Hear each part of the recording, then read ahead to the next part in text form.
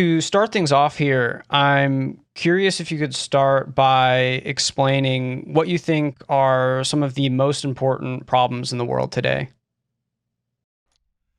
Well, first of all, thank you for having me. Gosh, what are the most important problems in the world? I think we have the challenge of climate change. I think we have the challenge of inequality, where I think we have the challenge that economic growth and development is happening unevenly. So I should say that the inequality question, I think, is mostly an inequality within countries, but to some extent also between countries. And this idea of uneven development is that some countries are surging ahead and some parts of the world are potentially being left behind.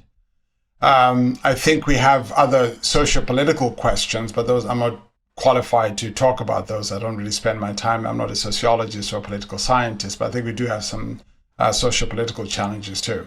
We have climate change, we have social inequality, we have the ways in which different societies are progressing at different rates. So, given these issues in the world, what do you think it is that humanity really needs to understand or get right in this century, given these problems? Yeah, but by the way, I should also, before I dive into that, also say, even though we have these problems and challenges, we also have incredible opportunities, quite frankly, for breakthrough progress and prosperity, and to solve some of these issues, and quite frankly, do things that are going to transform humanity for the better. So these are challenges at a time of, I think, unprecedented opportunity and possibility. So I just want to make sure we acknowledge both sides of that issue.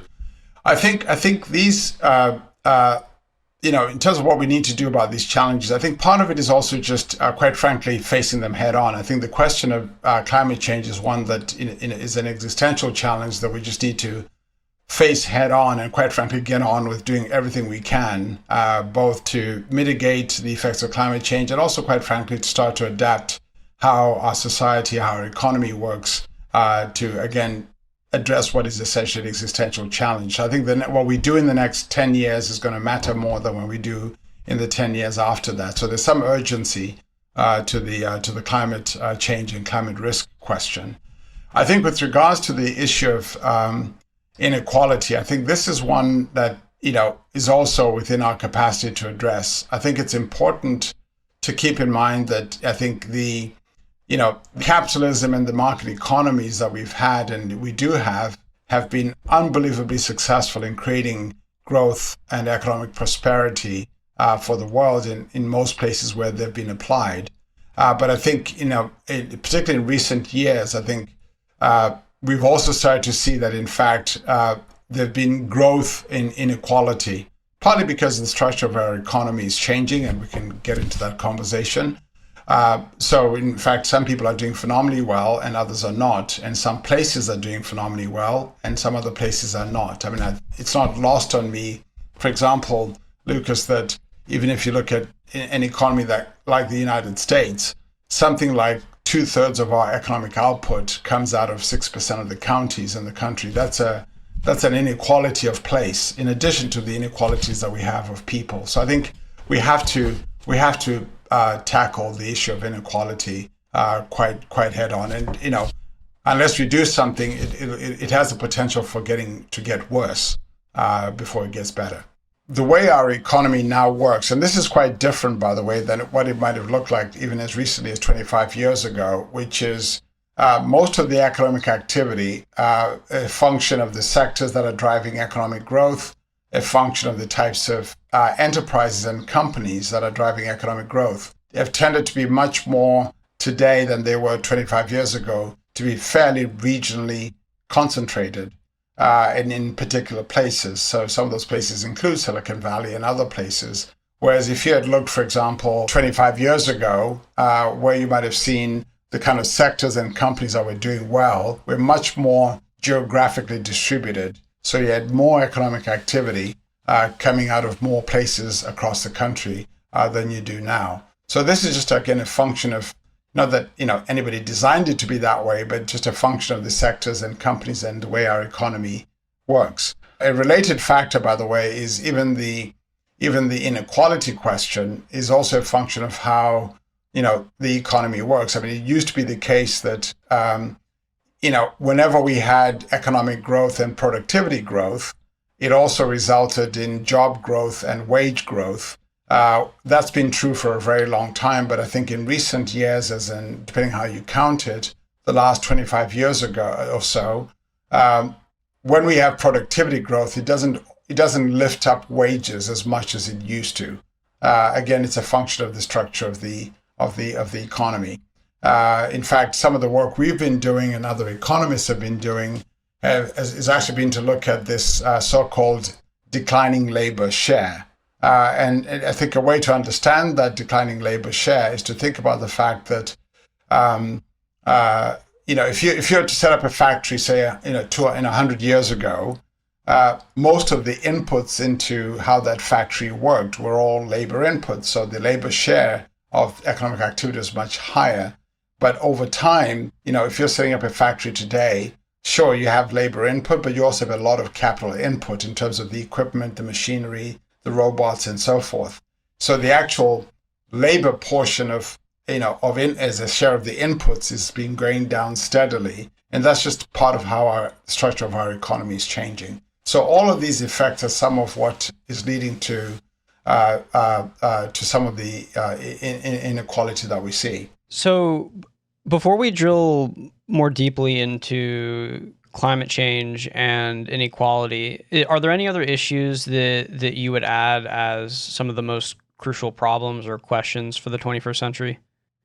The structure of our global economy is changing, and I think it's now getting caught up also in kind of geopolitics. And I'm not a geopolitical expert, but it's not lost from a global economy standpoint that in fact we now have and will have two very large economies, the United States and China. And China is a very large economy, and it's not just a source of exports or things that we buy from them, but it's also intertangled with, say, the US and other countries economically in terms of monetary and debt and lending and so forth. But it's also a large economy in itself, which is going to have its own consumption. So we now have, for the first time, two very large global economies. And so how that works in a geopolitical sense is one of the complications of the 21st century. So I think that's an important issue. Others who are more qualified to talk about geopolitics can delve into that one, but that's clearly in the mix as part of the challenges of the 21st century. We also, of course, are going to have to think about the role of technology in our economies and our society, partly because technology can be a force of massive productivity growth, innovation, and good, and all of that.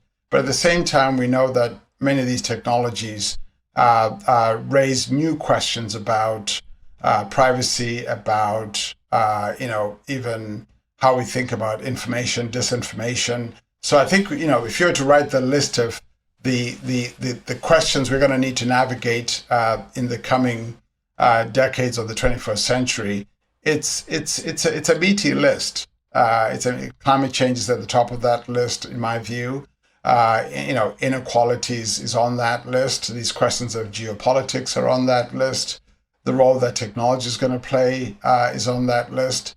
And then also, some of these social questions that we now need to wrestle with, issues of social justice, not just economic justice, but also social justice. So we have a pretty rich challenge list, even while at the same time that we have these extraordinary opportunities. So in the realms of climate change and inequality and these new geopolitical situations and tensions that are arising, how do you see the role of incentives pushing these systems and problems in certain directions, and how it is that we come up with solutions to them given the power and motivational force of incentives? Well, I think incentives play an important role. So take the issue of climate change, for example. I think one of the failures of our economics and economic systems is we've never quite priced carbon. And we've never quite built that into our incentive systems, our economic systems, so we have a price for it. And so that when we we put up, carbon dioxide into the atmosphere and so forth. There's no economic price for that, or incentives, a set of incentives not to do that. We haven't done enough in that regard. So that's an area where incentives would actually make a big difference. In the case of inequality, I think this one's way more complicated beyond just incentives, but I'll point to something that is in the realm of incentives with regards to inequality. So, for example, take the way we were talking earlier about the importance of labor and capital in our capital inputs. I don't mean capital as in the moneyness of it, just the actual capital equipment and machines and so forth in our system. We've built a set of incentives, for example, that encourage companies to invest in capital infrastructure, capital equipment. They can write it off, for example. We encourage investments in R&D, for example, and tax incentives to do that, which is wonderful because we need that for the productivity and growth and innovation of our economy. But we haven't done anything nearly enough or equivalent to those kinds of incentives with regards to investments in human capital. So you could imagine a much more concerted effort to create incentives for companies and others to invest in human capital and be able to write off investments in skilling, for example, to be able to do that at equivalent scale to the incentives we have for other forms of investment, like in capital or in R&D. So that's an example of where we haven't done enough on the incentive front, and we should. So, but I think there's more to be done than just incentives for the inequality question. But those kinds of incentives would help. I should tell you, Lucas, that one of the things that we spent the last year or so looking at is trying to understand how the social contract has evolved in the 21st century so far. So we actually looked at, for example, the roughly 23 of the OECD countries. There's about 37 or 38 of them, but we looked at about 23 of them in detail, just to understand how the social contract had evolved. And here, because we're not sociologists, we looked at the social contract in really three ways, right? How people participate in the economy as workers, because that's part of when people work hard, and part of the exchange is that they get jobs and they get income and wages and training. So people participating as workers is an important part of the social contract. People participating as consumers and households who consume products and services. And then people as savers who are kind of saving money for future, for their kids or for their future, etc. And when you look at those three aspects of the social contract in the 21st century so far, it's really quite stunning. So take the worker piece of that, for example. What has happened is that across most countries, we've actually grown jobs despite the recession, or I guess the recession in 2001, but also the bigger one in 2008. We've actually grown jobs, so there are actually more jobs now than there were, at the start of the 21st century. However, what has happened is that many of those jobs don't pay as well, so the wage associated with that picture has actually shifted quite a bit. The other thing about what's happened with work is it's become a little bit more brittle in the fact that job certainty has certainly gone down.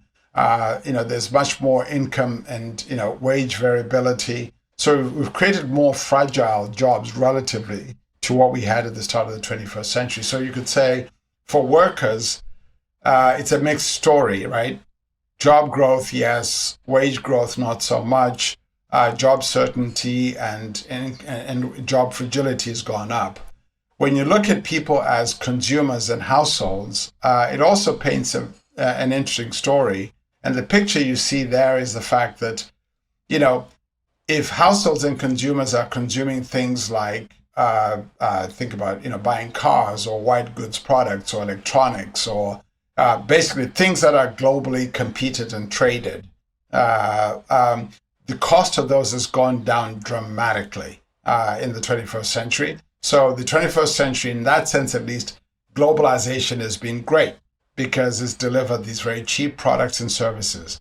But if you look at other products and services that households and consumers consume, such as education, housing, healthcare, and in some places, depending which country or place you're in, transportation, those have actually gone up dramatically, far, far higher and faster than inflation, far higher and faster than wage growth. In fact, if you are in the bottom half of the social income scale, those things have come to dominate your income in terms of what you spend money on. So for those people, it hasn't worked out so well, actually, in terms of the social contract. And then on the savers side, people as savers are, very few people now can afford to save for the future. And one of the things that you see is that the growth of indebtedness in the 21st century so far has gone up for most people, especially middle wage and low wage households and people. Their ability to save for the future has gone up. What's interesting is, it's gone down. What's interesting is it's not just that the levels of indebtedness have gone up, but it's the fact that the people who are in indebtedness look a little bit different. They're younger. They're also, in many cases, college educated, which is different than what you might have seen 25 years ago in terms of who was indebted and what do they kind of look like. And then finally, just to finish, the 21st century in the social contract sense also hasn't worked out very well for women who still earn less than men, for example, and don't quite have the opportunities as much as others, as well as for people of color. It hasn't. So they still earn a lot less. Employment rates are still much lower. Their participation in the economy as any of these roles is also much less. So you get a picture that says, while the economy has grown and capitalism has been great, so far in a social contract sense, at least, by these measures we've looked at, it hasn't worked out as well for everybody in the advanced economies. This is a picture that emerges from the 23 OECD countries that we looked at. And the United States is on the more extreme end of most of the trends I just described. Emerging from this is a pretty complex picture, I think, of the way in which the world is changing. So you said the United States represents sort of the extreme end of this, where you can see the largest effect size in these areas, I would assume. Yet it also seems like there's this picture of the global East and South generally doing better off, like people being lifted out of poverty. Go ahead. Yeah, no, it is true. So one of the wonderful things about the 21st century is, in fact, close to 1 billion people have been lifted out of poverty in those roughly 25 years, which is extraordinary. But we should be clear about where that has happened. Those billion people are mostly in China and to some extent India. So when we say we've lifted people out of poverty, we should be very specific about mostly where that has happened. There are parts of the world where that hasn't been the case, parts of Africa, other parts of Asia, and even parts of Latin America. So it's been this lifting people out of poverty has been relatively concentrated in China primarily, and to some extent in India. One of the things about economics, and this is something that people like Bob Solow and others got Nobel prizes for. If you think about what is it that drives our economic growth, if economic growth is the way we create economic surpluses that we can then all enjoy and lead to prosperity, right? At some level, the growth disaggregation models come down to two things: either you're expanding labor supply, or you are driving productivity. And the two of those, when they work well, combine to give you economic GDP growth. So if you look, for example, at the last 50 years, both across the advanced economies, but even for the United States, the picture that you see is that much of our economic growth has come roughly, so far at least, has come roughly in equal measure from two things. One, this is over the last 50 or so years. Half of it has come from expansions in labor supply. You can think about it as a baby boomer generation, more people entering the workforce, et cetera, et cetera. The other half has roughly come from productivity growth. And the two of them have combined to give us roughly the economic GDP growth that we've had. Now, when you look forward from where we are, we're not likely to get much lift from the labor supply part of it, partly because most advanced economies are aging.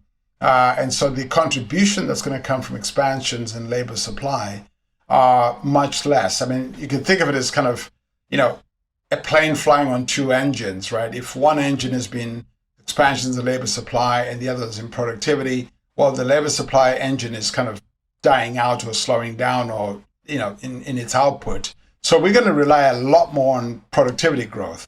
And so where does productivity growth come from? Well, productivity growth comes from things like technological innovation, innovating how we do things and how we create products and services and all of that. And technology is a big part of that. But guess what happens? One of the things that happens with productivity growth is that the role of technology goes up. So I come back to my example of the factory. So if you wanted a highly productive factory, it's likely that your mix of labor inputs and capital inputs, or read that as machinery and equipment, is going to change. And that's why your factory 100 years ago looks very different than a factory today. So, but we need that kind of technological innovation and productivity to drive the output, and then the output leads to the output in the sector, and ultimately the output in the economy.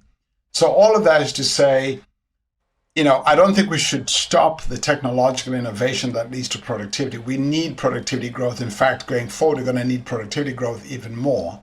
The question is, how do we make sure that even as we're pursuing that productivity growth that contributes to economic growth, we're also paying attention to how we mitigate or address the impacts on labor and work, which is where most people derive their livelihoods. So I don't think you want to set up a system of incentives that slows down the technological innovation and productivity growth, because otherwise, we're all going to be fighting over a diminishing economic pie. I think you want to invest in that and continue to drive that, but at the same time, find ways and think about how to address some of the work implications of that, or the impacts on work and workers. And that's been one of the challenges that we've had. I mean, you've all seen the hollowing out, if you like, of the middle class in advanced economies like America, where a big part of that is that much of that middle class or middle income workers have been working in these sectors and occupations where the impact of technology and productivity have actually had a huge impact on those jobs and those incomes. And so even though we have work in the economy, the occupations and jobs and sectors that are growing have tended to be in the service sectors and less in places like manufacturing. I mean, it's the reason why, I love it when, politicians talk about good manufacturing jobs. I mean, they have a point in the sense that historically, those have been good, well-paying jobs. But manufacturing today is only, 8% of the labor force in America, right? It's diminished. At its peak, it was probably at best close to, the mid-40s, 40% as a share of the labor markets back in the 50s, right? It's been going down ever since. Yeah. Right. Yeah, and yet the service sector economy has been growing dramatically.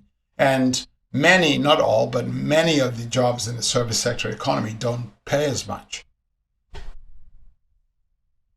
So my point is, we have to think about not just incentives, but the structure of our economy. So if you look forward, for example, over the next, few decades, what are the jobs that are going to grow as a function of both demand for that work in the economy, but also as a result of what's less likely to be automated by technology and AI and so forth? You end up with a list that includes care work, for example, and so forth, and even work that we say is valuable, which it is, like teachers and others that are harder to automate.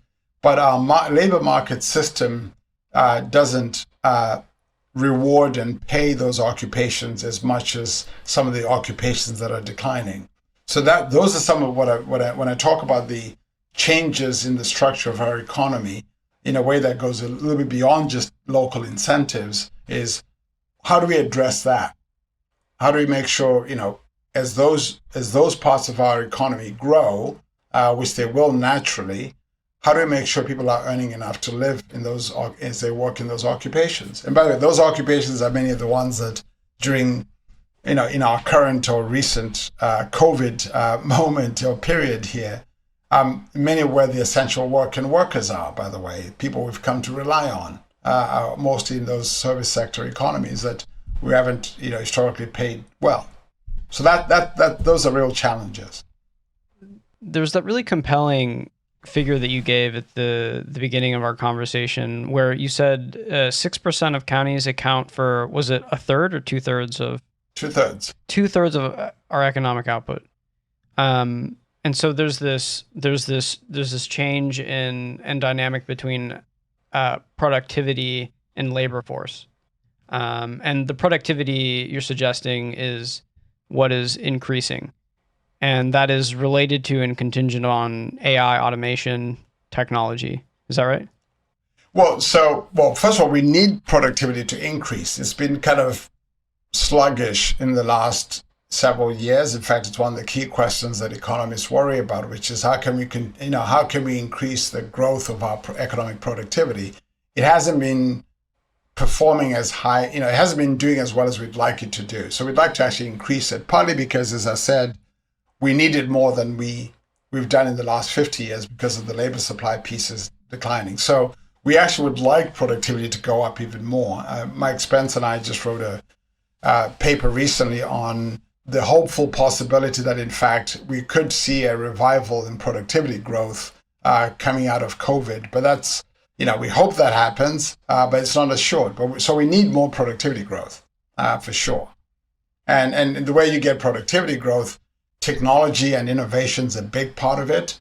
The other part of it is just managerial innovation that happens inside companies and sectors where, those companies and sectors figure out ways to organize and do what they do in innovative but highly productive ways. So it's the combination of technology and those kind of managerial and other innovations, that's what drives, usually in a competitive context, that's what drives productivity. Does that lead to us requiring less human labor? It shouldn't. So and one of the things about productivity, right, is it's actually, in some ways, labor productivity is a very simple equation, right? It has on the numerator value-added output divided by hours worked or labor input, if you like. So you can have what I think of as a virtuous version of productivity growth versus a vicious one. So let me describe the virtuous one. The virtuous one, which actually leads to job growth, is when, in fact, you expand the numerator. So in other words, there's innovations, use of technology in the ways that I talked about before, that lead to companies and sectors creating more valuable output. More of it and more valuable output. So you expand the numerator. So if you do that and you expand the numerator much higher and faster than you're reducing the denominator, which is the labor hours worked, you end up with a virtuous cycle in the sense that the economy grows, productivity grows, everything expands, the demand for work actually goes up. And that's a virtuous cycle. And the last time we saw a great version of that was actually in the late 90s.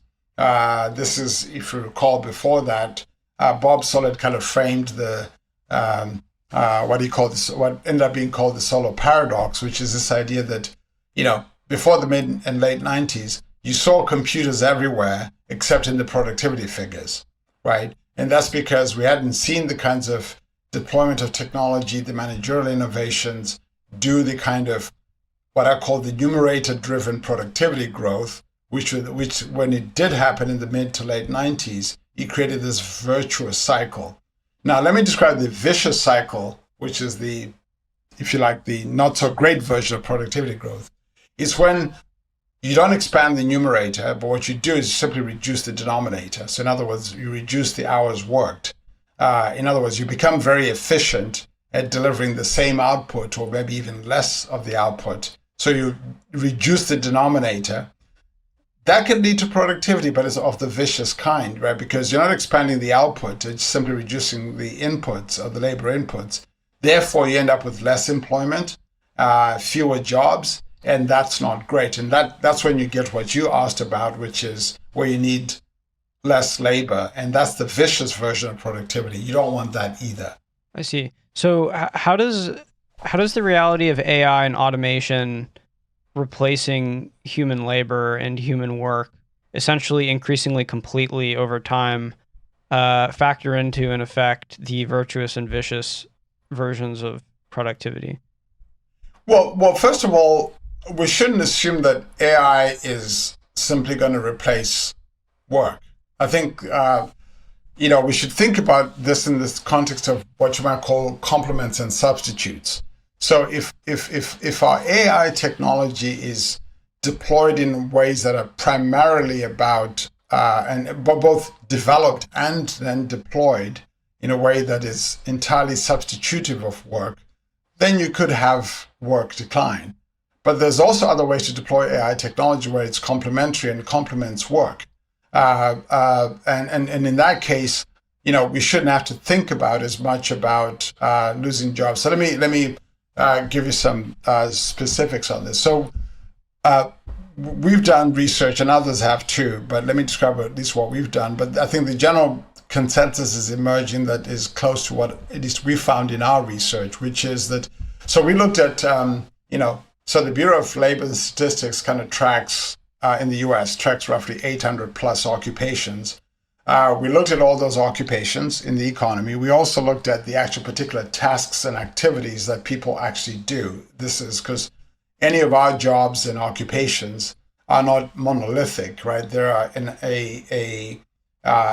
they're made up of several different tasks, right? I spend part of my day typing or talking to people or analyzing things, so that we were all an amalgam of different tasks. So, and we looked at over 2,000 tasks that go into these different occupations. But let me get to where we ended up. So where we ended up was we looked at what current and expected AI technology and automation technologies can do. And we came to the conclusion that at least, over the next couple of decades, at the task level, and I emphasize the task level, not the job level. These are tasks. I'll come back to jobs. At the task level, these technologies look like they could automate as much as 50% of the tasks and activities that people do. And it's important to, again, emphasize those are tasks, not jobs. Now, when you take those highly automatable tasks back and map them to the occupations in the economy, what we concluded was that something like, at most, 10% of the occupations look like they have all of their constituent tasks automatable, right? And that's a very important thing to note, right? 10% of the occupations look like they have close to 100% of their tasks that are automatable. In what timeline? This is over the next couple of decades. Okay. Is that like 2 decades or? We looked at this over 2 decades. 2 decades, okay. Right. Now, we have scenarios around that because it's very hard to be precise because, you can imagine the rate of technology development speeding up. I'll come back to that. But the point is, it's only, 10% of in our analysis anyway, 10% of the occupations look like they have all of their constituent tasks that are automatable in that rough time frame. But at the same time, what we also found is that, something like 60% of the occupations have something like a third of their constituent tasks that are automatable in that same period. Well, what does that mean? What that actually means is that many more jobs and occupations are going to change than get fully automated away. Because what happens is, sure, some activity that I used to do myself now, that activity can be done in an automated fashion, but I still do other things too, right? So this effect of kind of the jobs that will change is actually a bigger effect than the jobs that will disappear completely. Now, that's not to say there won't be any occupations that will decline. In fact, what we found in our research, and we ended up kind of titling the report, research report, Jobs Lost and Jobs Gained. We probably should have fully titled it Jobs Lost, Jobs Gained, and Jobs Changed, because all three phenomena will happen, right? Yes, there'll be occupations that will decline, but there'll also be occupations that will grow, actually. And then there'll be lots more occupations that will change. So I think we need to take the full picture into account. It's a bit like, I guess a good example of the jobs change portion is a good historical example of this is the one of the bank teller, right? Which is if you had looked at what a bank teller did in 1968 versus what a bank teller does now, it's very, very different, right? The bank teller back then spent all their time counting money, either to take it from you or to give it back to you, right, when you went up to the bank teller. But with the advent of ATM machines, well, the ATM machine automated much of that. So we still have bank tellers today, but they don't, the majority of their time isn't spent doing that, right? They may do that on an exception basis, but their jobs have changed dramatically, right? But there's still an occupation called a bank teller. And in fact, until about, I think the precise date is something like 2006, I think, what we actually had was the number of bank tellers in the US economy had actually grown since the early 70s to about 2006. And that's because, the demand for bank tellers went up, not on a per bank basis, but on a economy-wide basis, because we ended up opening up so many more branch banks in 2000, by 2006 than we had in 1968. So the collective demand for banking actually drove the growth in the number of bank tellers, even though the number of bank tellers per branch might have gone down. So that's an example of where, a growing economy can create its own demand for work, back to this virtuous cycle that I was talking about, as opposed to the vicious cycle that I was talking about. So this phenomenon of jobs changing is an important one that often gets lost in the conversation about technology and automation and jobs. And so to come back to your original question about, substitutes, we shouldn't just think of technology substituting for jobs as the only thing that happens, but also that technology can complement work and jobs. In fact, one of the things to think about is, particularly for AI researchers or AI people who develop these automation technologies, I think on the one hand, while it's actually certainly useful to think of human benchmarks when we say, have we built machines and systems that match human vision or human dexterity and so forth, that's a useful way to set goals and targets for technology development and AI development. But in an economic sense, it's actually less useful because it's less likely to lead to technologies that are more substitutes because we've built them to match what humans can do. Imagine if we said, let's build technology machines that can see around corners or do the kinds of things that humans can't do. Then we're more likely in that case to build more complementing technologies than substitutive technologies. I think that's one of the things that we should be thinking about and doing a heck of a lot more to achieve. This is very interesting. So you can think of every job as basically a list of tasks. And AI technology can automate, say, some number of tasks per job. But then the job changes in a sense that either you can spend more time on the tasks that remain and increase productivity by just focusing on those tasks, or the fact that AI technology is being integrated into the job process will create a few new tasks.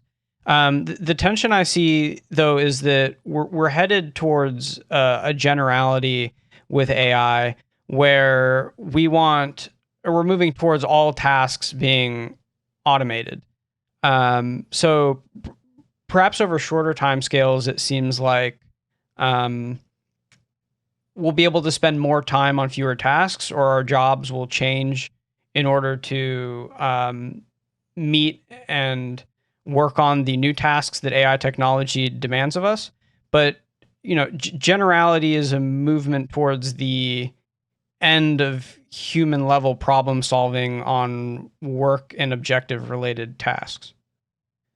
So it seems like it would be increasingly shrinking. Is that a view that you share? Does that make sense? Well, the question, your observation makes sense. I don't know if I fully share it, but just to back up a step, So if you ask me over the next few decades, our research just looked at the next couple of decades. Yeah. If you generalize over the next, because others have looked at this too, by the way, and come up with, obviously slightly different numbers and views, but I think they're generally in the same direction that I just described. So if you say over the next couple of decades, what do I worry about? I certainly don't worry about the disappearance of work, for sure. But that doesn't mean that all is well, right? There's still things that I worry about. So I still worry about, sure, while we're going to have work, because I think, what we found, for example, is the net of jobs lost and jobs gained and jobs changed. The net of all of that in the economies that we've looked at is still a net positive in the sense that there's more work gained net than lost. Now, that doesn't mean we should all then be less rest on our laurels and be happy that, hey, we're not facing a jobless future. So I think we still have a few other challenges to deal with. And I want to come back to your future AGI question in a second. So what are the things to worry about even in this, stage where I say don't worry about the disappearance of work? Well, there's still a few more things to worry about. I think you want to worry about the transitions, all right, the skill transition. So if some jobs are declining and some jobs are growing and some jobs are changing, all of that is going to create a big requirement for skilling and reskilling, either to help people get into these new jobs that are growing, or if their jobs are changing, gain the new skills that work well alongside what the tasks that the machines can do. So all of that says reskilling is a really big deal, which is why, everybody's talking about reskilling now, although I don't think we're doing it fast enough or at scale enough, at the scale and pace that we should be doing it. But that's one thing to worry about. The other thing to worry about are the effects on wages. So even when you have enough work, if you look at the pattern of the jobs gained, most of them, not all of them, but many of them are actually jobs that pay less, at least in our current labor market structure, right? So care work is, hard to fully automate because it turns out that, hey, it's actually harder to automate somebody doing physical mechanical tasks than, say, somebody doing, analytical work.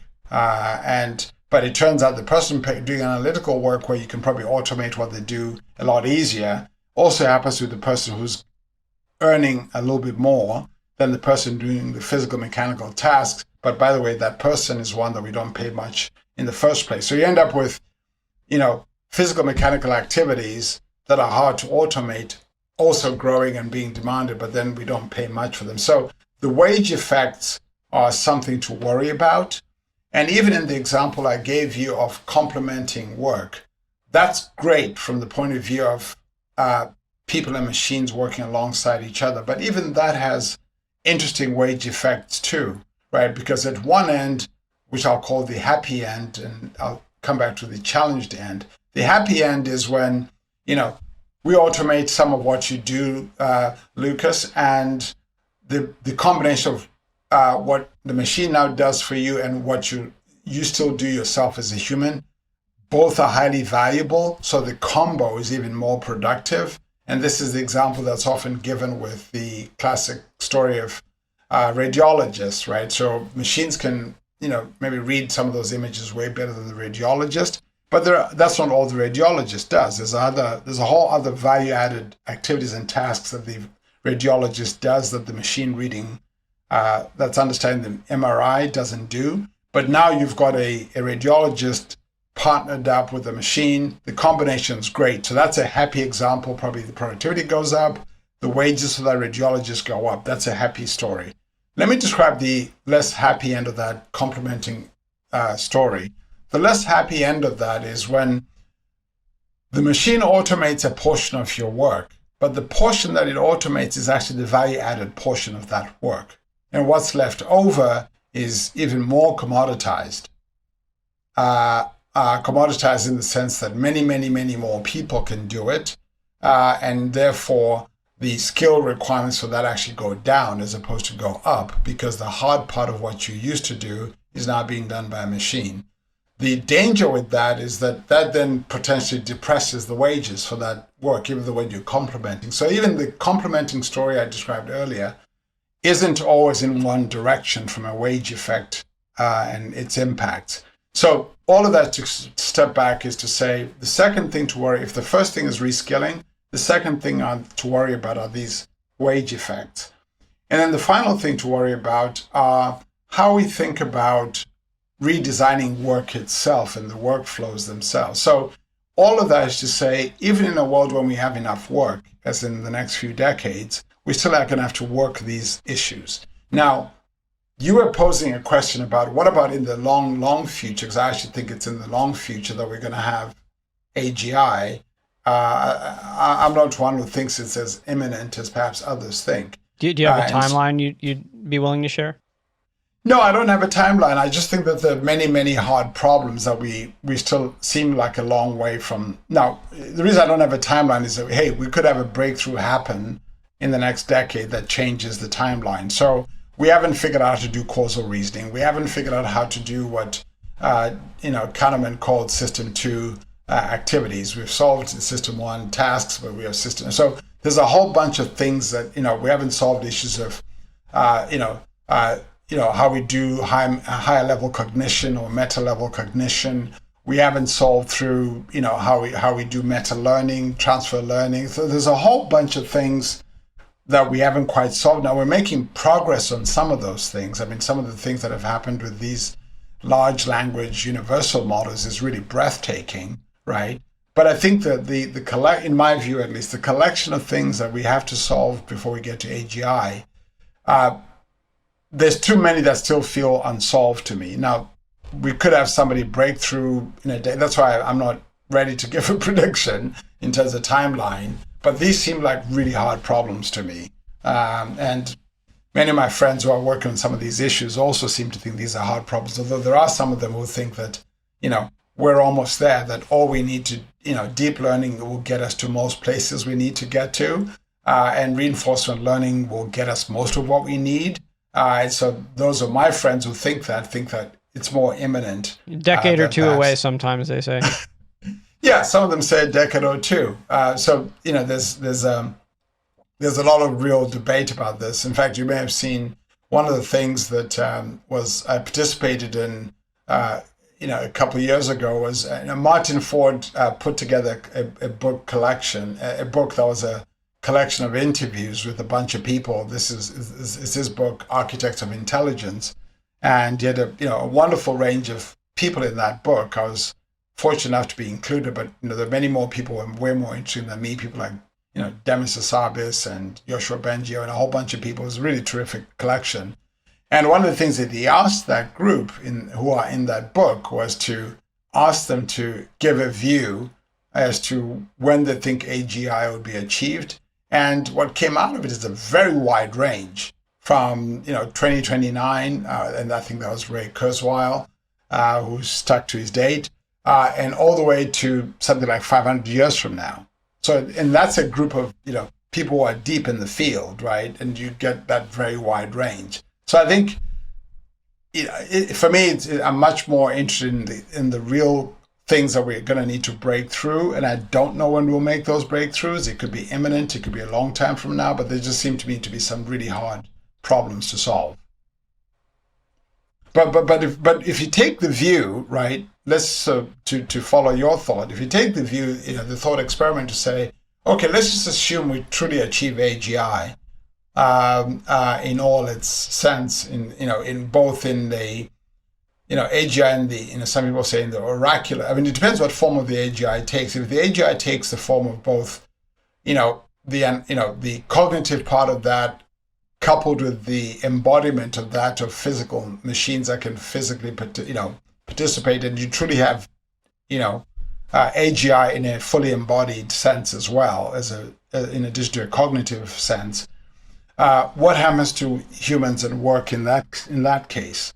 I don't know. I think that's where presumably those machines allow us to create enormous surpluses and bounties in an economic sense. So presumably we can afford to pay everybody, to give everybody money and resources. And so then the question is, in a world of true abundance, because presumably they'll help us solve these machines, AGIs will help us solve those things. In a world of true abundance, what do people do in that? right? I guess it's kind of akin, as somebody said, to a Star Trek economy. What do people do in a Star Trek economy when they can replicate and do everything, right? I don't know. I guess we explore the universe. We do creative things. I don't know. I'm sure we'll create some economic system that takes advantage of the things that people can still uniquely do, even though they'll probably have a very different economic value and purpose.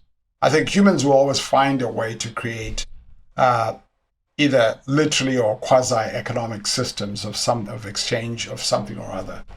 So if we focus here on the next few decades where automation is increasingly taking over particular tasks and jobs, what is it that we can do to ensure positive outcomes for those that are beginning to be left behind by the economy that require skill training, and those whose jobs are soon to have many of the tasks automated?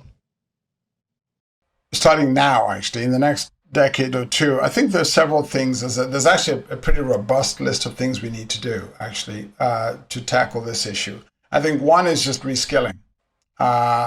We know that there's already a shortage of skills. We know, even before we think about, we've had skill mismatches for quite a while before any of this fully kicks in. So this is a challenge we've had for a while. So this question of reskilling is a massive undertaking.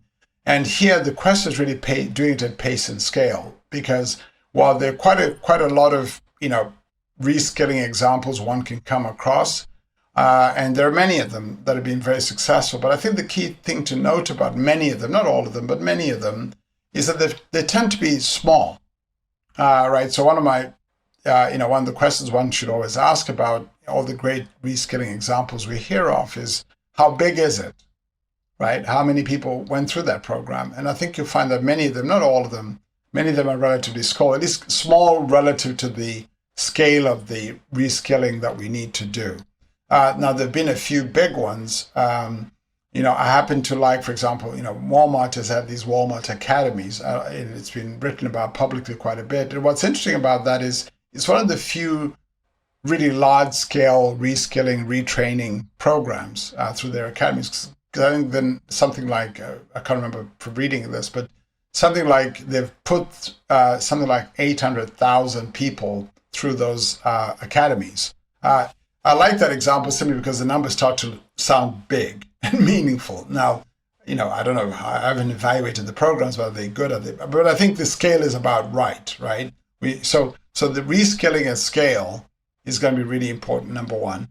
The other thing we're going to need to think about is, how do we address the wage question? Now, the wage question is important, for lots of reasons here. One is, if you remember early in our conversation, we talked about the fact that over the last 2 decades, for many people, wages haven't gone up. There have been relative wage stagnation, at least relative compared to, rates of inflation or the cost of living and how things have gone up.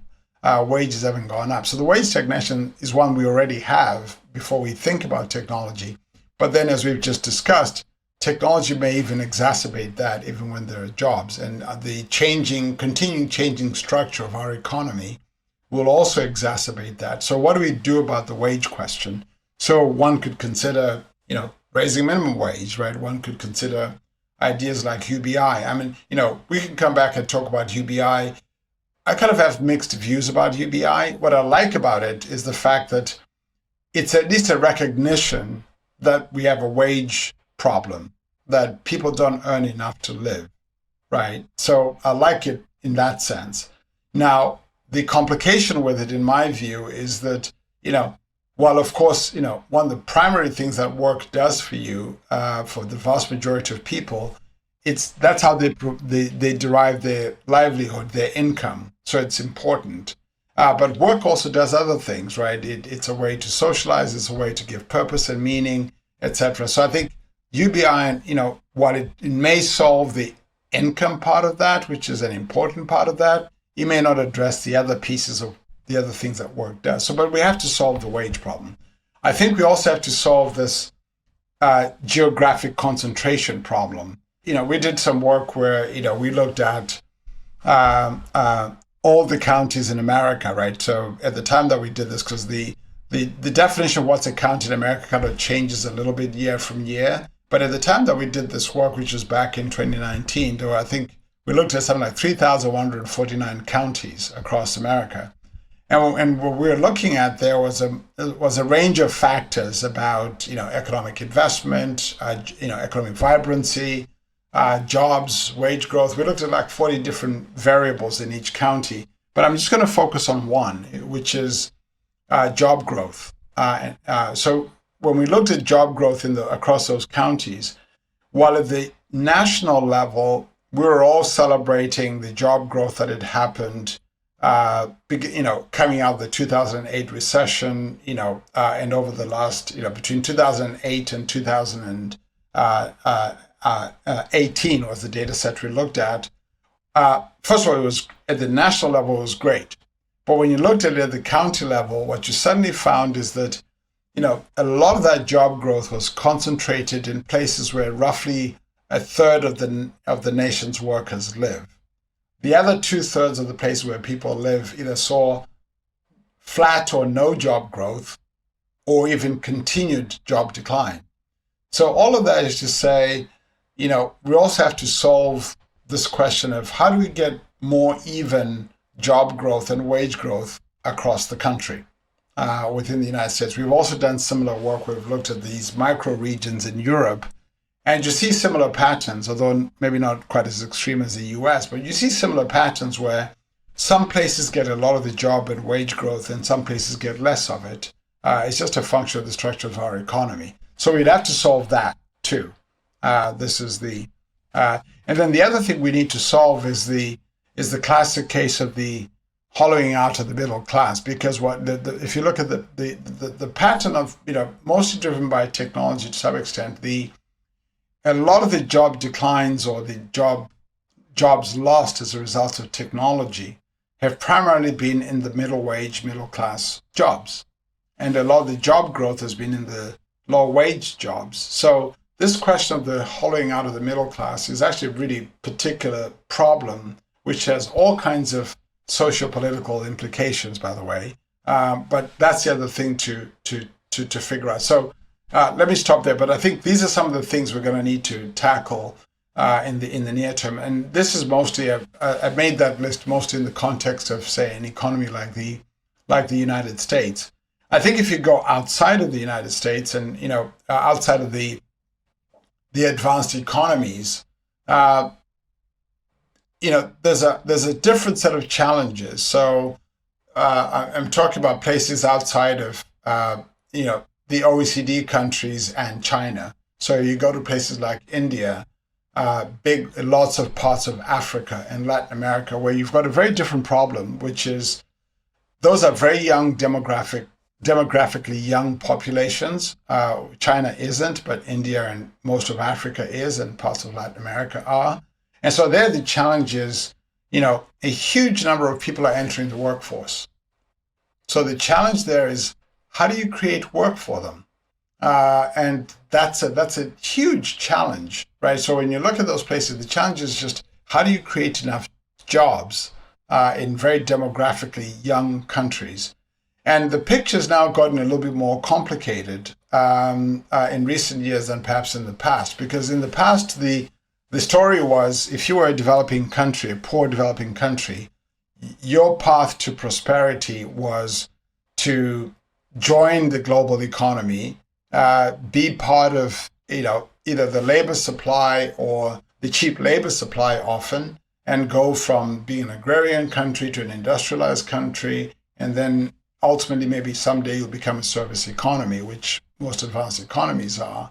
So that path of industrialization is less assured today than it used to be for a bunch of reasons. Some of those reasons have to do with the fact that advanced economies now no longer seek cheap labor abroad as much as they used to, right? They still do for some sectors, but not less so for many other sectors. I mean, right, so we're less likely to do that. Part of that is technology, the fact that in some ways manufacturing has changed. We can now, going forward, do things more like 3D printing and so forth. So this idea of the industrialization path is less available to poor countries than it used to be. In fact, economists like Danny Roderick have written about this and called it this kind of premature deindustrialization challenge, which is facing many low-income countries. So we have to think about what is the path for those countries. And by the way, these are countries, if you think about it from the point of view of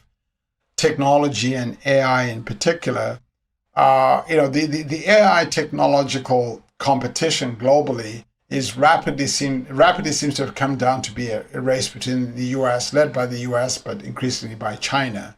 And others are largely being left behind, right? And that includes, in some cases, parts of Europe, but for sure, parts of the poor developing economies. So the question is, in a world, in a future in which technology is developing and the capacity for technology is developing in a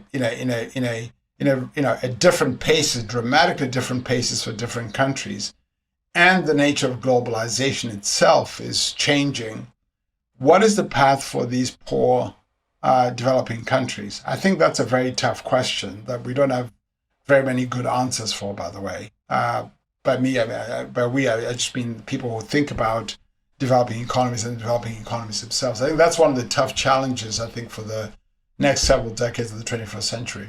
I think that does a really good job of explaining some of these really significant problems. I'm curious what the most significant findings of your own personal work or the work more broadly being done at McKinsey are with regards to these problems and issues. I really appreciate some of the figures that you're able to share. So if you have any more of those, they're really helpful, I think, for painting a picture of where things are at and where they're moving. Well, I think on the question of these kind of left behind countries and economies, as I said, these are topics we're trying to research and understand. I don't think we have, any kind of pat, simple solutions to them. We do know, though, that in fact, some of the things. So if you look at the pattern, so a lot of our work is very empirical, right? We're typically looking at what has happened, what is actually happening on the ground. One of the things that you do see for developing economies is that the developing economies that are part of a regional ecosystem, either because of their value chains and supply chains. So take the case of a country like Vietnam, right? It's kind of in the value chain ecosystem around China, for example. So it benefits from being a participant or an input into the Chinese value chain. So when you have countries, and you could argue that's what's happened with countries like Mexico and a few others. So there's something about being a participant in the value chains or supply chains of these that are emerging somewhat regionally, actually. So that seems to be at least one path. The other path that we've seen is that when you've got developing countries that tend to have, large and competitive private sectors, and I emphasize competitive, that actually seems to make a difference. So we did some empirical work where we looked at something like 75 developing countries over the last 25 years to see, what are some of the patterns of which ones of those have done well in terms of the growth and development and so forth. And some of the factors that you see, we found in that research, is in fact when the countries that happen to have, as I said, one is proximity to either or participants in the global value chains of other large ecosystems or economies did well. Second, those that seem to have these large and vibrant and very competitive private sector economies also seem to do better.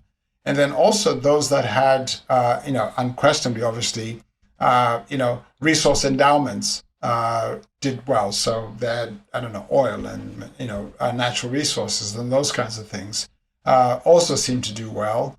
And then we also find that those that seem to have more mixed economies, so they didn't just rely on one part of their economy, but they had 2 or 3 different kinds of activities going on in their economy. Then maybe a little bit of a manufacturing sector, a little bit of an agricultural sector, a little bit of a service sector, So the ones that had more mixed economies seemed to do well. And then the other big thing was the ones that seemed to be reforming their economies seemed to do well. So at least those are some patterns. I don't think those are guaranteed in any of them to be the recipe for the next few decades, partly because much of that picture around global supply chains is changing, and much of the role of technology and how it affects how people participate in the global economy is changing. So I think those are useful, but I don't know if they're an assured recipe going forward. They've certainly have been the patterns for the last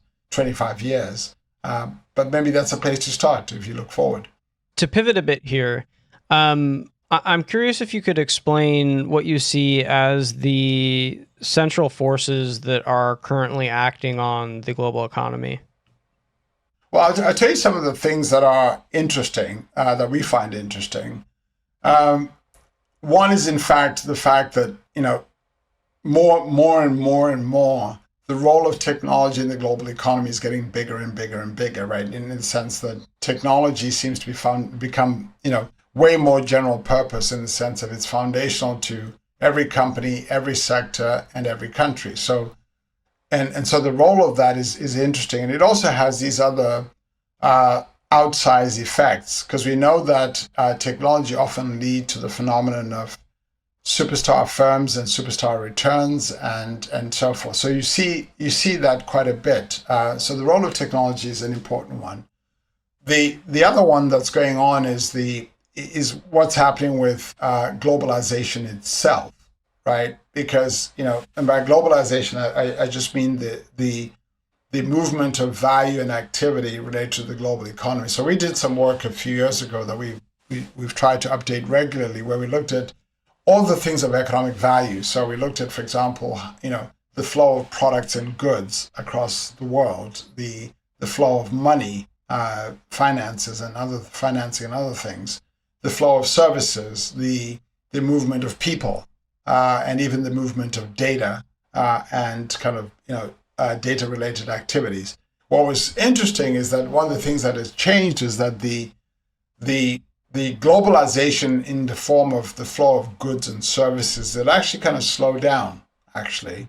And so, that's why one of the reasons people were questioning is globalization dead? Has it slowed down? Well, it certainly looks that way if you're looking at it through the lens of the flow of products and goods, but not the case if you're looking necessarily at the flow of money, for example, not necessarily if you're looking at the flow of people, and for sure, not the case if you're looking at the flow of data around the world. One of the things that's, I think, underappreciated is just how digitized the global economy has become, and just the massive amounts of data flows, digital data flows that now happen across borders between countries, and how much that is tied into the way the globalization globalization works. So if you're looking at globalization through the lens of digitization and digital data flows, nothing is slowed down. In fact, if anything, it's accelerated, actually.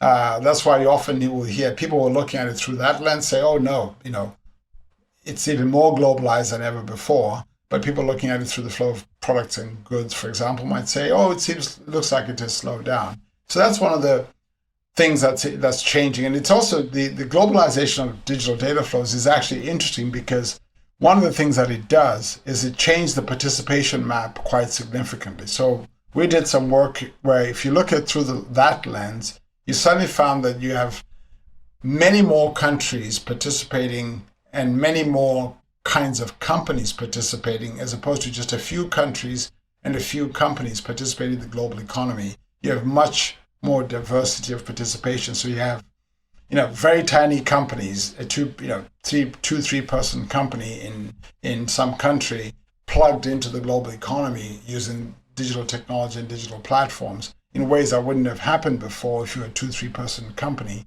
30 years ago, right? So this digitization of the global economy is really quite fascinating. The other thing that's going on in the global economy is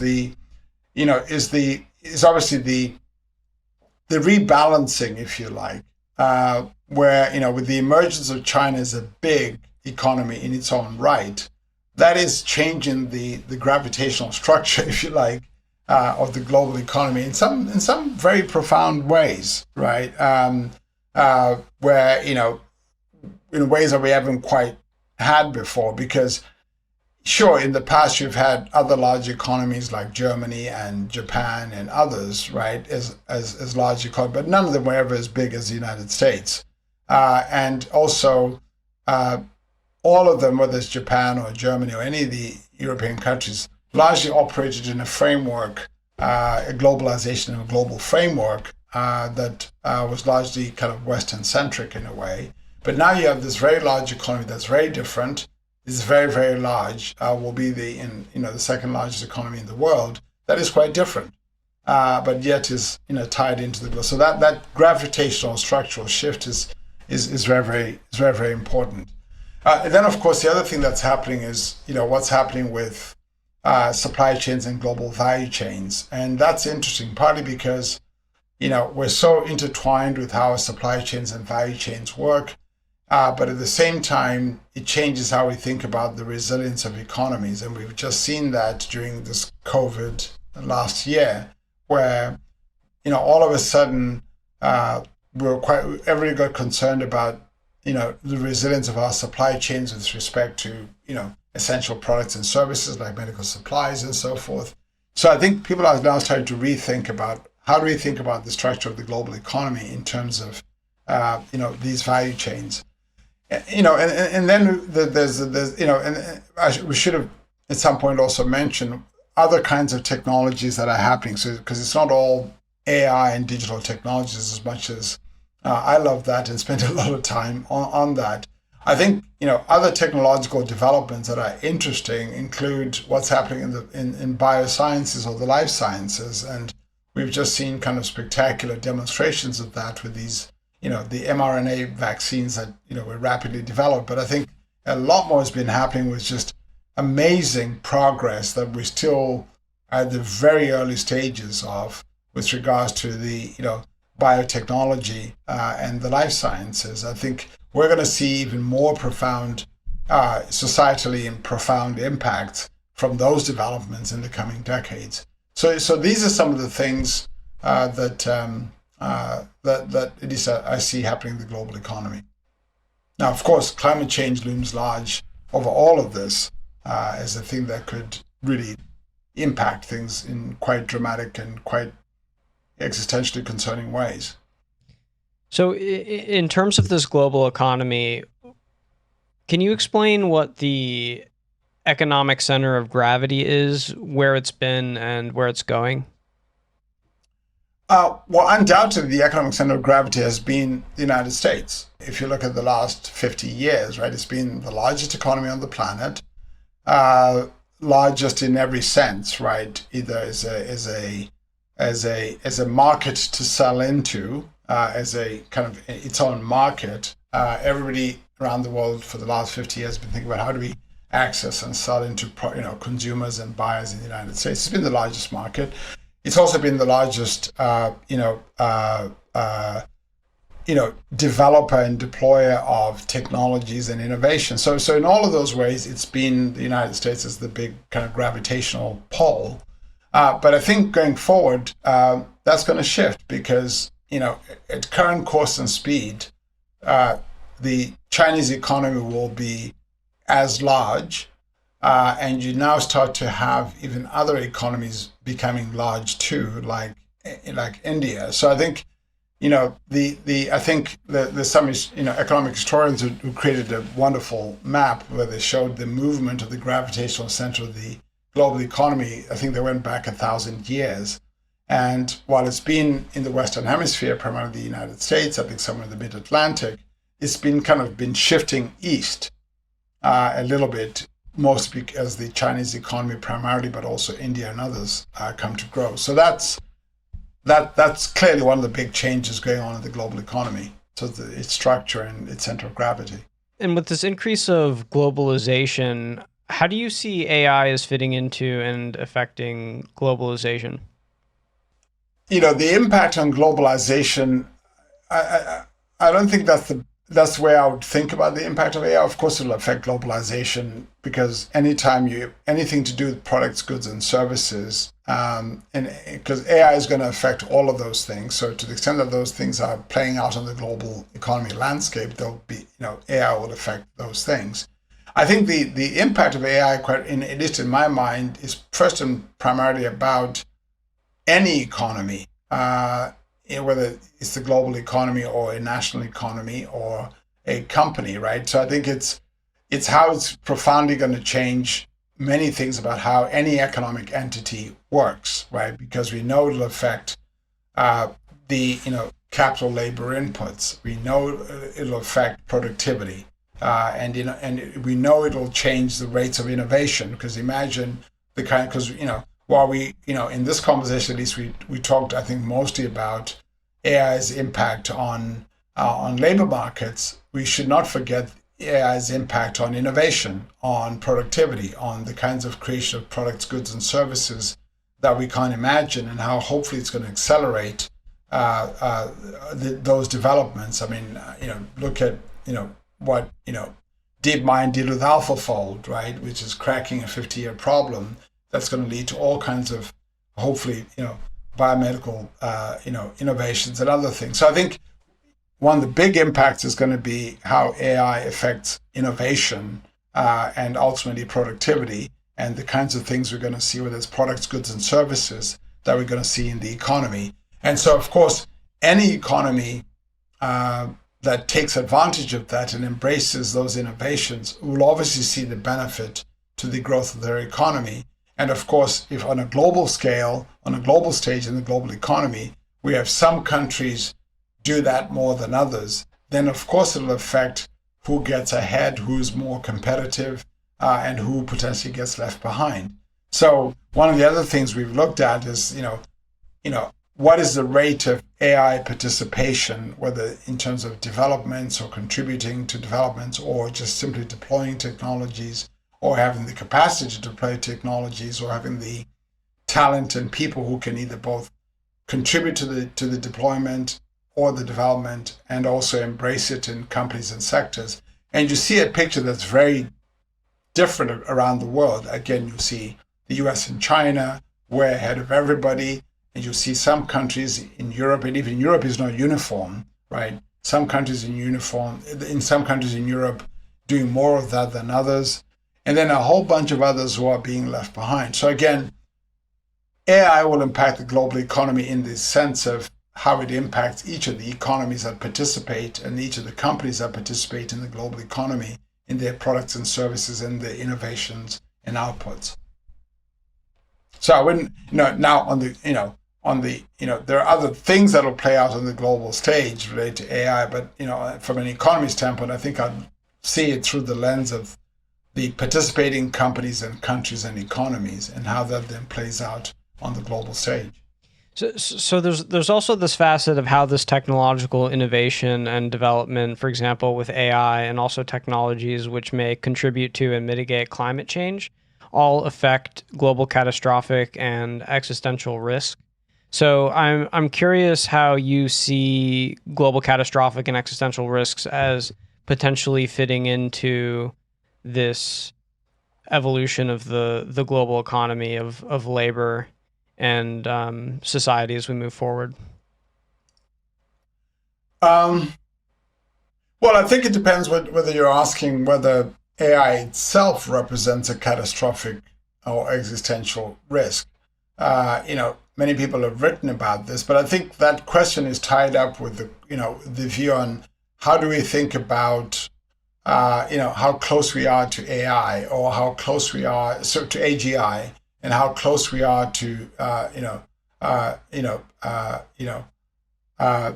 superhuman AI capabilities. And I think we're not, as we discussed earlier, I don't think we're close yet, but there are other things to think about, even as we progress in that direction. These include some of the safety considerations, the control considerations, and how we make sure we're deploying and using AI safely. We know that there's particular problems with regards to things like, even with narrow AI, as it's sometimes called, how do we think about kind of reward and goal corruption, for example? How do we think about, you know, the kind of, how we avoid the kind of interference, catastrophic interference between, say, tasks and goals? How do we think about that?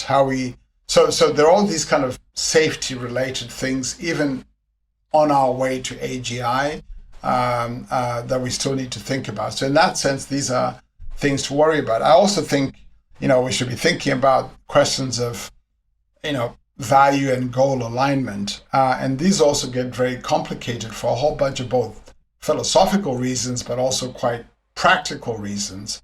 And that's why I love the work, for example, that Stuart Russell has been doing on how we think about human compatible AI and how do we build these kind of value alignment and goal alignment that we should be thinking about. So these are even on our way to AGI, both the safety, control, and these kind of value alignment and somewhat normative questions about how we think about normativity and what does it even mean, right, to think about normative things in the case of value alignment with the AI. These are important things. Now, that's if you're thinking about catastrophic or at least existential risk with regards to AI, even way before you get to AGI. Then you have the kinds of things that at that point that Nick Bostrom and others have worried about. I think we should because those are non-zero probability concerns.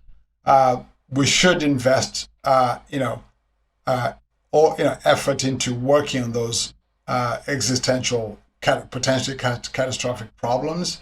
But I'm not super worried about those anytime soon. But that doesn't mean we should invest and work on those the kinds of concerns that Nick and others write about. But there are also questions about to think about AI governance in the sense of governance in the sense of we're going to have many participating entities here. We're going to have the companies that are leading the development of these technologies. We're going to have governments that are going to want to participate and use and deploy these technologies. We're going to have issues around, when to deploy these technologies, use and misuse. We also have, and many of these questions become particularly important when you think about the deployment of AI, especially in particular arenas. So imagine if once we have AI or AGI that's capable of, manipulation, for example, or persuasion, or those kinds of things, or capabilities that allow us to detect lies or be able to do, interfere or play with signals intelligence, or even cryptography and number theory. I mean, our cryptographic systems rely on a lot of kind of things in prime number theory, for example, or if we think about arenas like autonomous weapons. So once you talk about AI or AGI that's capable of doing these kinds of things, questions of governance become ever more important. I mean, they're already important now when we think about how AI may or may not be used for things like deep fakes and disinformation. But the closer we get to the kinds of areas that I was describing here, it becomes even more important to think about governance and what's permissible to deploy where and how do we do that in a transparent way, and how do we deal with the challenges with AI about attribution, for example. One of the nice things about other potentially risky technologies or developments like, I don't know, nuclear science or chemical weapons and so forth, is at least those things, they're easy to detect when they happen. And there's always, it's relatively easy to do attribution and that, verify that it happened and was used. It's much harder with the AI systems. So these questions of governance and so forth become monumentally important. So those are some of the things we should think about. How do you see the way in which the climate change crisis arose given human systems and human civilization? So what is it about human civilizations and human systems that has led to the climate change crisis? And how do we not allow our systems to function and fail in the same way with regards to AI and powerful technologies in the 21st century? Well, I'm not an expert on climate science, by the way, so I shouldn't speculate as to how we got to where we are. But I think the way we've used certain technologies and fossil fuels, I think, is a big part of that. The way our economies have relied on that as our only mode of, energy, and is part of that. And the fact that we've done that in a relatively costless way in terms of pricing the effects on our environment and our climate, I think is a big part of it. So, and the fact that we haven't had very many as effective and as efficient alternatives historically, I think is a big part of that. So I think all of that is part of how we got here in some ways. But I think others more expert than me can talk about that. I think if I think about AI, I think one of the things that is potentially challenging about AI, if in fact we think there's a chance that we'll get to these, superhuman capabilities and AGI, is that, we may not have the opportunity to iterate our way there, right? I think quite often with a lot of these deployment of technologies, I think, a practical thing that has served us well in the past has been this idea that, well, let's try a few experiments. We'll fix it if it fails or if it doesn't work, and we'll iterate and do better and kind of we'll iterate our way to the right answer. Well, if we believe that there is a real possibility of achieving AGI, we may not have that opportunity to iterate in that same way, right? And so that's one of the things that's potentially different, perhaps, because if we do get to, we can't undo that, as it were. If we truly get to AGI. So I think about these existential things. So maybe in that sense, there's maybe something of a similarity, or at least analog with climate change, is that we can't just undo what we've done, at least in a very simple fashion, right? Look at how we're now thinking about how do we do carbon sequestration, how do we take carbon out of the air, right? How do we undo these things? And it's very hard. It was easy to go in one direction. It's very hard to go in the other direction. And in that sense, at least, it's always dangerous with analogies, but at least in that sense, AI and on its way to AGI may be similar in that sense, which is we can't always quite get to undo it in a simpler fashion. Are you concerned or worried that we will use AI technology in the way that we've used fossil fuel technologies, such that we don't factor in the negative effects or negative externalities of the use of that technology? So if with AI there is this deployment of single objective maximizing algorithms that don't take account all of our other values and that actually run over and increase human suffering, for example, the ways in which YouTube or Facebook algorithms work to manipulate and capture attention. Do you have a concern that our society has a natural proclivity towards learning from mistakes, from ignoring negative externalities until it reaches sort of a critical threshold? I do worry about that, and maybe this to come back to one of your, I think, central concerns, back to the idea of incentives. I do worry about that in the sense that there are going to be such overwhelming and compelling incentives to deploy AI systems, for both good reasons and for the economic reasons that go with that. So there are lots of good reasons to deploy AI technology, right? It's actually great technology, right? Look at what it's probably going to do to, in the case of health science and breakthroughs we could make there in climate science itself and scientific discovery and material science. So there's lots of great reasons to get excited about AI, and I am, right? Because it'll help us solve many, many problems, could create enormous bounty and, benefits for our society, right? So we're going to, people are going to be racing ahead to do that for those reasons, for those very good and very compelling reasons. There are also going to be a lot of very compelling economic reasons, right? The kinds of, innovations that companies can make, the kind of, contributions to the economic performance of companies, the kinds of economic benefits in the possibility that AI will contribute to productivity growth, as we talked about before. So there's lots of reasons to want to go full steam ahead, and a lot of incentives will be aligned to encourage that, right? Both the breakthrough innovations that are good for society, as I said, the benefits that companies will get from deploying and using AI in terms of innovations, the economy-wide productivity benefits. So all good reasons. And I think in the rush to do that, we may in fact find that we're not paying enough attention, not because anybody's, is out of malice or anything like that, but we just may not be paying enough attention to these other considerations that we should have alongside, right? Considerations about what does this mean for bias and fairness? What does it mean for potentially for inequality? We know these things have scale superstar effects. What does that mean for others who get left behind, right? What does this mean for the labor markets and jobs and so forth? So I think we're going to need to find mechanisms to make sure that, there's continued but substantial effort at those kind of other sides of the side effects of of AI and some of the unintended consequences. That's why, at least I think, many of us are trying to think about this question of what are the things we have to get right.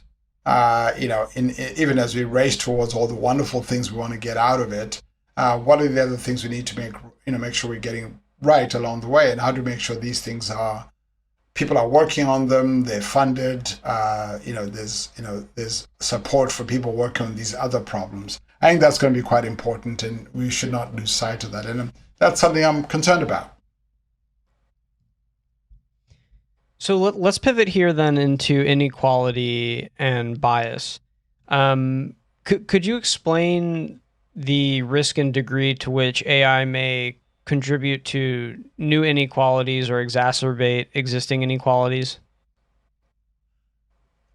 Well, I think on the inequality point, it's part of what we talked about before, right? Which is, the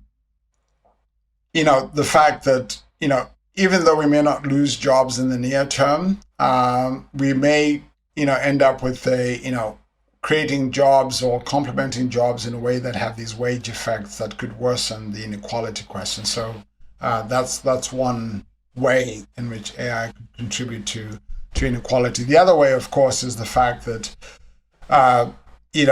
because of the scale effects of these technologies, you could end up with a few companies or a few entities or a few countries having the ability to develop and deploy and get the benefits of AI, while the other companies or countries and places don't. So you've got that kind of inequality concern. Now, some of that could be helped, by the way, as it is, because it was the case that, it has been the case so far that the kind of compute capacity needed to develop and deploy AI has been very, very large, and the kind of the data endowments needed to train algorithms has been very, very high. But we know, and the talent of people who are working on these things has been up until now relatively concentrated. But we know that picture is changing. I think the advent of cloud computing, which makes it easier for those who don't have the compute capacity, is helping that. The fact that we now have ways to train algorithms, either with pre-trained algorithms or other universal models and others, so that not everybody has to retrain everything every single time. So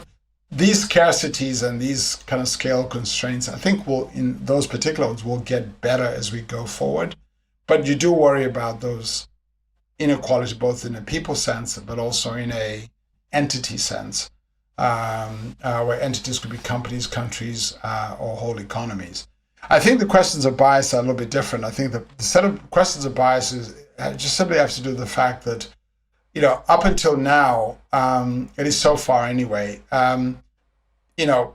most of the data sets that have been used to train these algorithms often come with societally derived biases. And I emphasize the society-derived biases, just because of the way we collect data and the data that's available and who's contributing to it. So often you start out with training data sets that reflect society's existing biases. Not that the technology itself has introduced the bias, but in fact, these come out of society. And so what the technologies then do is kind of bake these biases into the algorithms and probably deploy them at scale. So that's why I think this question of bias is so important.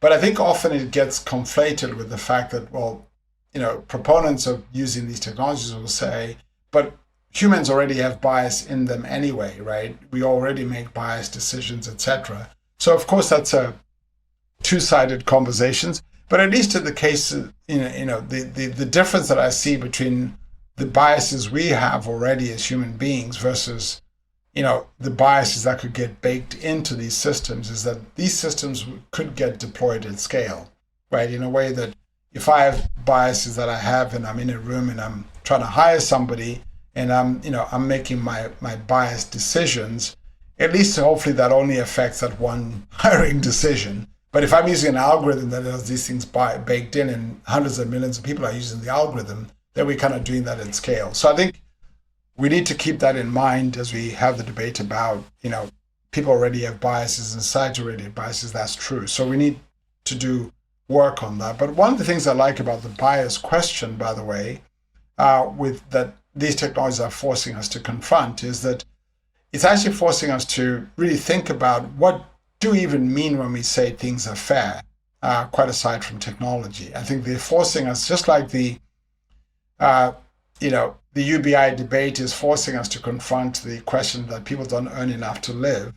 The bias question is also forcing us to confront the question of, what is fair, right? Because, what counts as fairness? And I think all too often, I think in our society, we've tended to rely on proxies for fairness, right? So when we can't define it, we'll say, well, let's constitute the right group of people, a diverse enough group of people, and we will trust the decision that they make because it's a diverse group of people, right? So yeah, if that group is diverse in the way we expect, either in gender or racial or any other social income terms, and they make a decision, we'll trust it because the deciding group is diverse. That's just a fairness by proxy, in my view, right? Who knows what those people actually think and how they make decisions? That's a whole separate matter, but we trust it because it's a diverse group.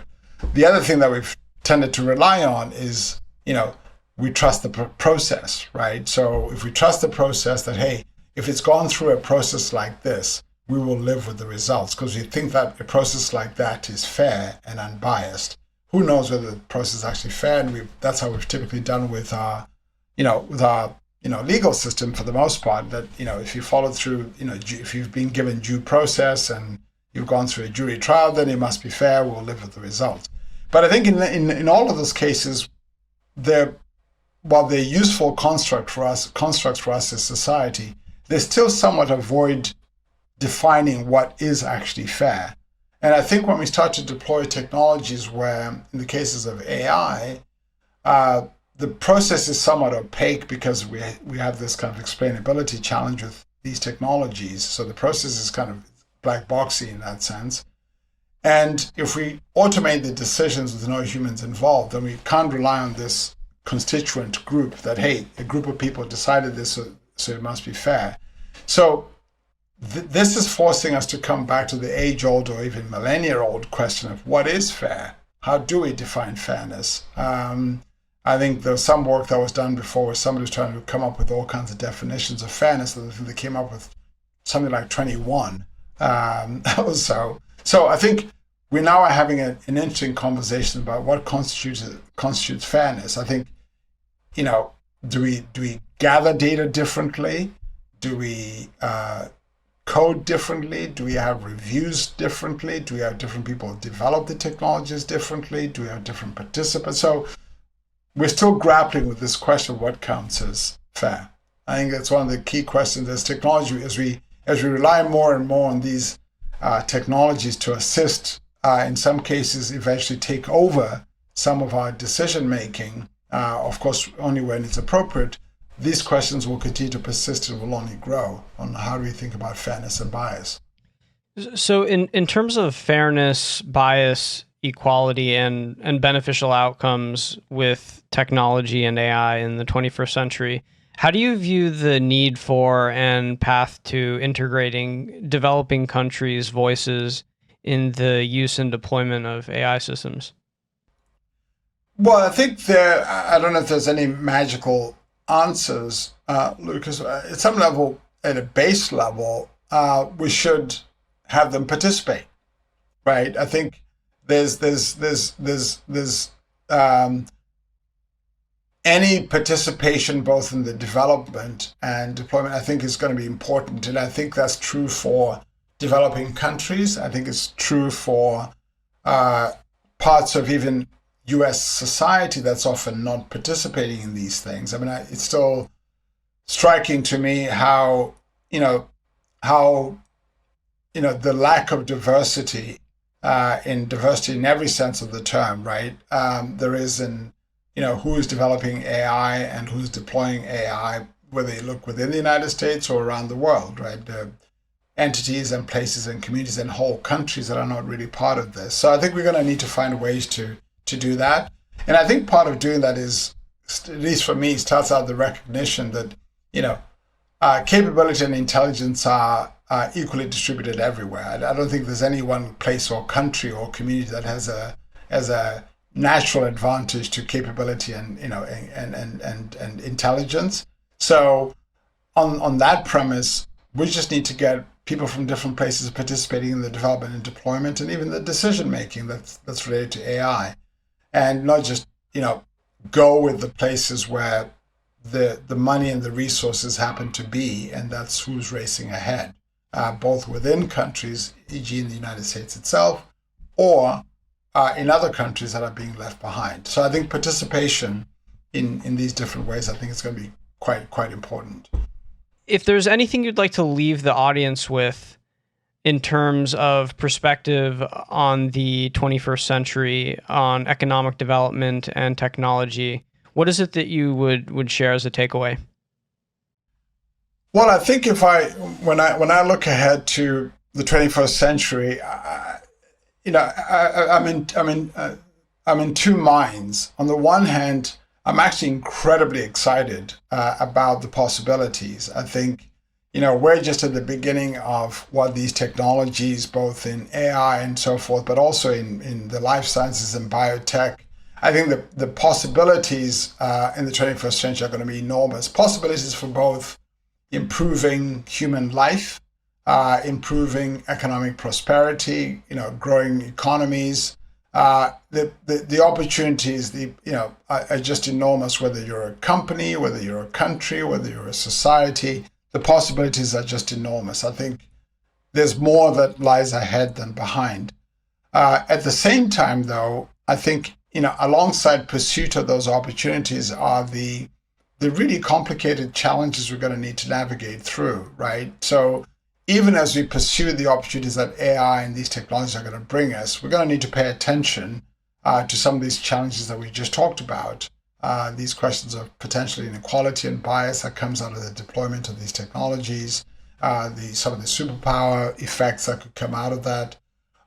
Even as we pursue economic opportunities around the world, we're going to need to think about what happens, to poor developing countries who may not keep up with that or be part of that. How do we? So in every case, for all the things that I'm excited about the 21st century, which there's plenty, there are also these challenges along the way we're going to need to deal with, and also the fact that society, I think, demands more from all of us, right? It demands, I think, the demands for a more equal and just society are only going to grow. The demands or desires to have a more inclusive and participative economy are only going to grow, as they should.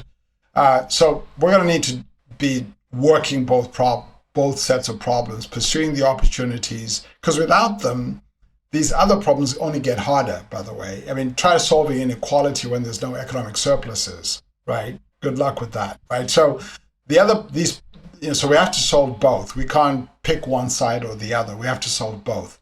At the same time, I think we also need to deal with some of the potentially existential challenges that we have and may grow. I mean, we are living through one right now. I mean, we're going to have more pandemics in the future than we have had perhaps in the past. So we're just going to need to be ready for that. We've got to deal with climate change.